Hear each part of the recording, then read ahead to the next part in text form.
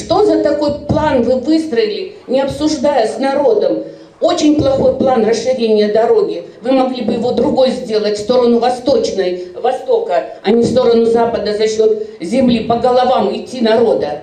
Мы кыргызский народ, мы тоже горожане. Зачем нам эта велодорожка по нашим собственным участкам, если вы не интересуетесь нашим мнением? У нас были там пустыри на той стороне восточной, если вы говорите, 70-го года.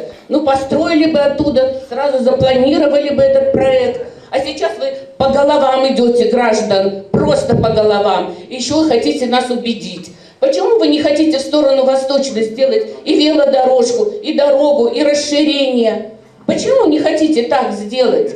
А сейчас вот говорите за счет восточной. Мы говорим насчет Чингиза Айтматова. У нас вот всех границы должны быть до Туй.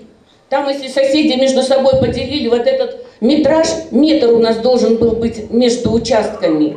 Метр должен. А мы его просто поделили, делали общий забор в экономии. Поэтому сейчас зачем это все путать? Муниципальную с собственностью частной.